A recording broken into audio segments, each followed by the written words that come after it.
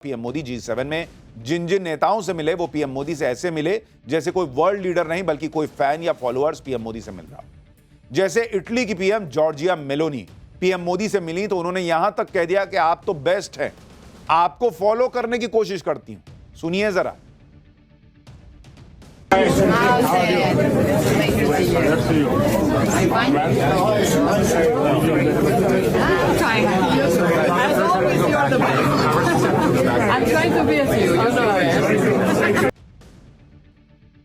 मोदी और मेलोनी जब भी मिलते हैं तो उनका जो हैशटैग है मोदी मेलोनी मेलोडी, उसकी चर्चा शुरू हो जाती है। लेकिन मेलोनी दुनिया के सामने कह रही हैं कि you are the best. Narendra Modi को कह रही हैं यू आर द बेस्ट, मैं आपको फॉलो करती हूं। इटली की पीएम ने प्रधानमंत्री मोदी के साथ अपनी तस्वीर को सोशल मीडिया पर भी शेयर किया, लिखा कि भारत और इटली के बीच जबरदस्त दोस्ती है। जॉर्जिया मेलोनी के पोस्ट को शेयर करते हुए पीएम मोदी ने भी कहा कि वो मेलोनी से पूरी तरह सहमत हैं। दोनों देशों की दोस्ती दोनों देशों के लोगों के लिए फायदेमंद है।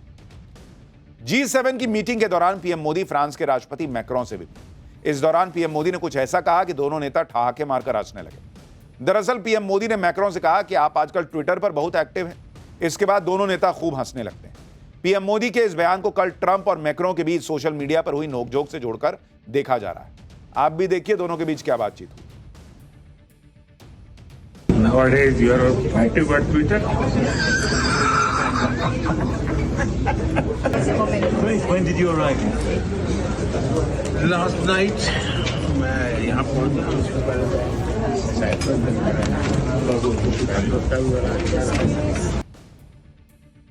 G7 में पीएम मोदी यूरोपियन कमीशन की अध्यक्ष से भी मिले। इस दौरान यूरोपियन कमीशन की अध्यक्ष उर्सुला ने भारत और यूरोपीय यूनियन के बीच ट्रेड डील का जिक्र किया और कहा कि वो जल्द ही इसके लिए दिल्ली आ रही। यानी ट्रंप को एक और मैसेज चला गया कि तुम ट्रेड में ये करूंगा वो करूंगा करते रहो, हम यूरोपीय यूनियन से अपना मामला जो है वो सेटिंग गेटिंग बढ़ा रहे हैं। यानी ट्रंप की पहले फोन पर बेइज्जती हुई और फिर इस तस्वीर से बड़ा मैसेज दिया। G7 की मीटिंग में पीएम मोदी ने भारत के हितों के लिए वर्ल्ड लीडर से बातचीत की। साथ ही इस वैश्विक मंच से पीएम मोदी ने पाकिस्तान को भी तगड़ा झटका दिया। पीएम मोदी ने कहा कि आतंकवाद पर भारत का साथ देने के लिए वैश्विक समुदाय को धन्यवाद। पहलगाम हमले पर बोलते हुए पीएम ने कहा कि यह हमला सिर्फ भारत पर नहीं पूरी मानवता पर हमला था। पीएम मोदी ने आतंकवाद को पालने वाले देशों के खिलाफ सख्त एक्शन पर जोर दिया। उन्होंने कहा कि आतंकवाद पर दोहरे मापदंड के लिए कोई जगह नहीं होनी चाहिए। जो लोग आतंकवाद को सपोर्ट करते हैं उन्हें कभी कोई मदद नहीं मिलनी चाहिए। इसके साथ ही पीएम मोदी ने आतंकवाद पर दुनिया के सामने 3 सवाल भी रखे। उन्होंने पूछा कि क्या दुनिया के देश तभी आतंकवाद का वो खतरा समझेंगे जब वो खुद इसका टारगेट बनेंगे। पीएम मोदी ने पूछा कि आतंकवाद के पीड़ित और आतंकवाद फैलाने वालों को क्या एक करके देखा जा सकता है। उन्होंने IMF, वर्ल्ड बैंक जैसे संस्थाओं की क्लास लगाते हुए पूछा कि क्या ग्लोबल संस्थाएं आतंकवाद पर मूक दर्शक बनी रहेंगी। यानी जैसा हमने आपको पाठशाला में बताया था कि G7 में पीएम मोदी पाकिस्तान की भी क्लास लगाएंगे और पाकिस्तान को आर्थिक मदद देने वालों की भी क्लास लगाएंगे, वही हुआ। इधर पीएम मोदी G7 में जबरदस्त माहौल बना रहे हैं। वर्ल्ड लीडर्स के साथ उनकी बढ़िया जुगलबंदी दिख रही है। उधर कांग्रेस इसी राजनीति में फंसी है कि G7 की ग्रुप फोटो में नरेंद्र मोदी तो पीछे की लाइन में खड़े। कांग्रेस नेता सुप्रिया श्रीनेत ने तंज करते हुए कहा कि फोटो खिंचवाने के शौकीन लोगों को खड़ा किया जाए, वरना इतने आखिरी समय पर दया स्वरूप आए बुलावे पर जाने का फायदा ही क्या। नरेंद्र मोदी की टांग खींचने के लिए ये लोग किसी भी हद तक जा सकते हैं। कह रहे हैं कि दया करके कनाडा ने बुलाया। सोचिए, अपने देश के प्रधानमंत्री को कह रहे हैं कि दया करके बुलाया। दुनिया में इतने देश हैं, सबको बुला लेते अगर ऐसा था तो। दिख रहा है क्या वहां शहबाज शरीफ दिख रहा है क्या वहां पे। देश के अंदर ही चल रही इस राजनीति के बीच G7 समिट में पीएम मोदी का गजब का रौला दिखा। पीएम मोदी ने G7 बैठक के अलावा दुनिया भर के नेताओं के साथ बैठकें की। इस दौरान उनकी वर्ल्ड लीडर्स के साथ मजबूत बॉन्डिंग दिखी। पीएम मोदी ने कनाडा में 10 घंटे के अंदर 12 बैठकें की। पीएम मोदी का G7 में ऐसा जलवा रहा कि खालिस्तानियों को पाले बैठा कनाडा भी लाइन पर आता दिख रहा है। कनाडा पहुंचने पर वहां के प्रधानमंत्री मार्क कार्नी ने पीएम मोदी का जबरदस्त स्वागत किया। पीएम मोदी का ऐसा वेलकम देखकर खालिस्तानियों की हालत खराब हो गई होगी। पीएम मोदी अपने चिर परिचित अंदाज में कनाडा के पीएम के साथ मिले। दोनों नेताओं ने गर्मजोशी से हाथ मिलाया, कुछ देर बात की, हालचाल जाना और इसके बाद जब पीएम मोदी ने विदा ली तो मार्क कार्नी के कंधे पर हाथ भी रखा। पीएम मोदी और मार्क कार्नी की मुलाकात में जो बॉडी लैंग्वेज पीएम मोदी की थी वो साफ बता रही थी कि भारत और कनाडा के रिश्तों पर जमी हुई धूल हट रही, नए रिश्तों की शुरुआत हो रही है। कनाडा और भारत के बीच फिर से बात बन रही है। इस मीटिंग को लेकर कनाडा के पीएम कितने एक्साइटेड थे उसका अंदाजा इसी बात से लगा सकते हैं कि मीटिंग के बाद उन्होंने यहां तक कह दिया कि पीएम मोदी का आना हमारे लिए सम्मान की बात है। कांग्रेस पार्टी की प्रवक्ता सुप्रिया श्रीनेत कह रही कि कनाडा ने दया करके बुलाया। कनाडा का पीएम कह रहा है कि हमारे लिए सम्मान की बात है कि पीएम मोदी आए।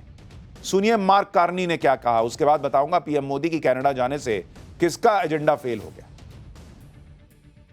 Excellency, Prime Minister, it's a great honor to host you at the G7.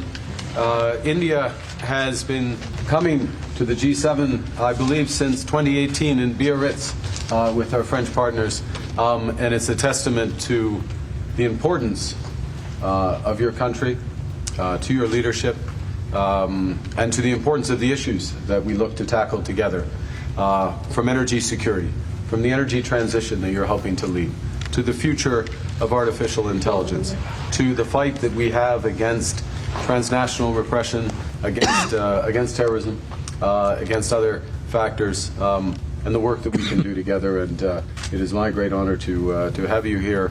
I enjoyed your intervention just now, and we look forward to our discussion. आप सोचिए, ये नरेंद्र मोदी को सम्मान नहीं मिल रहा है, ये भारत के प्रधानमंत्री नरेंद्र मोदी को सम्मान मिल रहा है। और कांग्रेस पार्टी की भाषा देखिए कि दया करके बुलाया गया मोदी को। जरा भी इन लोगों को नहीं लगता कि भाई वो आदमी आपके देश का प्रधानमंत्री है। पीएम मोदी का इंतजार जितनी बेसब्री से कनाडा की नई सरकार कर रही थी, मार्क कार्नी जितने एक्साइटेड दिख रहे हैं, जिस तरह से पीएम मोदी का कनाडा में स्वागत किया गया, ये तस्वीरें देखने के बाद तो खालिस्तानी सदमे में हो, क्योंकि ये वही खालिस्तानी है जो कनाडा में बैठकर ऑपरेट करते हैं, कनाडा से भारत के खिलाफ साजिश रचते हैं, पीएम मोदी को मारने तक की धमकी देते हैं। अब जब इसी कनाडा में पीएम मोदी का भव्य स्वागत हो रहा है, दोनों देशों के संबंध सुधर रहे हैं, तो खालिस्तानियों को भी लग रहा होगा कि अब मोदी कनाडा से उनका बोरिया बिस्तर समेटने वाले हैं। अब देखिए, मार्क कार्नी से पहले जब कनाडा में ट्रूडो की सरकार थी, तो खालिस्तानी आतंकी हरदीप सिंह निज्जर की हत्या में ट्रूडो सरकार ने भारत का हाथ होने का आरोप लगा दिया था। इसी के बाद सितंबर 2023 से भारत और कनाडा के संबंध खराब हुए थे। दोनों देशों ने तो एक दूसरे के राजनयिकों को भी निष्कासित कर दिया था। लेकिन अब स्थिति बिल्कुल पलट गई है। पीएम मोदी कनाडा के दौरे पर हैं और खालिस्तानियों की बैंड बजी हुई है। आज जब एक पत्रकार ने कनाडा के पीएम कार्नी से पूछा कि क्या उन्होंने पीएम मोदी से हरदीप सिंह निज्जर की हत्या के बारे में कुछ बात की, तो मार्क कार्नी ने सवाल को ही टाल दिया। उन्होंने कहा कि हमने और पीएम मोदी ने कानून से जुड़े मसलों और आपसी सहयोग पर बात की है और निज्जर का मुद्दा अभी कोर्ट में है, ऐसे में मुझे उस पर टिप्पणी करने में सावधानी रखनी होगी। यह है कनाडा में के साथ बदलते रिश्तों का असर। यह पीएम मोदी की डिप्लोमेसी की जीत ही है। पहले तो कनाडा ने पीएम मोदी को G7 में इनवाइट किया और अब कनाडा भारत की हर उस बात पर सहमत है जिसे पीएम मोदी कहते आ रहे हैं। अब देखिए, अभी तक कनाडा और भारत में जबरदस्त हल्की थी। अब एक ही मीटिंग में पीएम मोदी ने पूरी बाजी पलट दी। दोनों देशों के प्रधानमंत्री के बीच कई मुद्दों पर सहमति बन गई है। भारत के विदेश सचिव ने बताया कि पीएम मोदी और मार्क कार्नी की बैठक में तय हुआ है कि भारत और कनाडा में जल्द ही हाई कमिश्नर को बहाल किया जाएगा। बिजनेस और संबंधों के सुधार के लिए जो बातचीत लंबे समय से अटकी थी, उसे फिर से शुरू किया जाएगा। वहीं कनाडाई पीएम मार्क कार्नी ने कहा कि हम सभी मुद्दों को मिलकर निपटाना चाहते हैं। ऊर्जा सुरक्षा, ऊर्जा परिवर्तन, एआई के भविष्य को लेकर भारत के साथ काम करेंगे और आतंकवाद के खिलाफ लड़ाई में भारत के साथ। यानी कहीं से भी निज्जर विज्जर की बात नहीं हुई।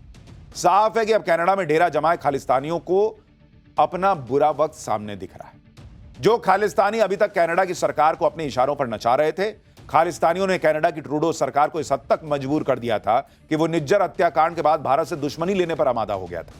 अब पीएम ने उन सभी को ठिकाने लगाने का पूरा इंतजाम कर दिया है। पीएम मोदी ने कनाडा पहुंचने पर कहा कि मैं भाग्यशाली हूं कि मुझे 2015 के बाद एक बार फिर कनाडा आने और कनाडा के लोगों से जुड़ने का मौका मिला है। भारत और कनाडा के संबंध काफी महत्वपूर्ण है। कनाडा की कई कंपनियों ने भारत में निवेश किया है। भारत के लोगों का भी कनाडा की धरती पर निवेश है। दोनों देशों को मिलकर लोकतंत्र मानवता को मजबूत करना होगा। मुझे विश्वास है कि आने वाले समय में भारत और कनाडा एक साथ प्रगति करेंगे। और बात सही भी है भाई, कनाडा में लाखों सिख समुदाय के लोग रहते हैं। सिर्फ कुछ लोग जो अपने स्वार्थ के लिए खालिस्तान का सपना संजो रहे हैं, आप उसको पूरे कनाडा में रहने वाले हर सिख या हर भारतीय से जोड़कर नहीं देख सकते। पीएम मोदी कनाडा में G7 मीटिंग अटेंड करने के बाद क्रोएशिया पहुंचे। क्रोएशिया की राजधानी जाग्रेब में उनका एयरपोर्ट पर जबरदस्त स्वागत हुआ। पीएम मोदी क्रोएशिया के प्रधानमंत्री आंद्रेज प्लेंकोविच के निमंत्रण पर वहां पहुंचे। पीएम मोदी क्रोएशिया की यात्रा करने वाले पहले भारतीय प्रधानमंत्री हैं। ऐसे में यहां रह रहे भारतीयों में ही नहीं बल्कि क्रोएशिया के लोग भी जबरदस्त एक्साइटेड दिखे। एयरपोर्ट पर जिस तरह से पीएम मोदी का स्वागत हुआ उसे देखने के बाद आपका सीना गर्व से चौड़ा हो जाएगा। पीएम मोदी का स्वागत यहां गायत्री मंत्र के साथ हुआ और हम सारी आ गए यहाँ प्रधानमंत्री मोदी जी का स्वागत करने को और हम बहुत खुश हैं। ये बहुत बड़ी बात है, सिर्फ हमारे लोगों के लिए नहीं लेकिन पूरे देश के लिए। और जी हम बस इंतज़ार कर रही है, अभी हम देखेंगे क्या होगा कैसा होगा पता नहीं।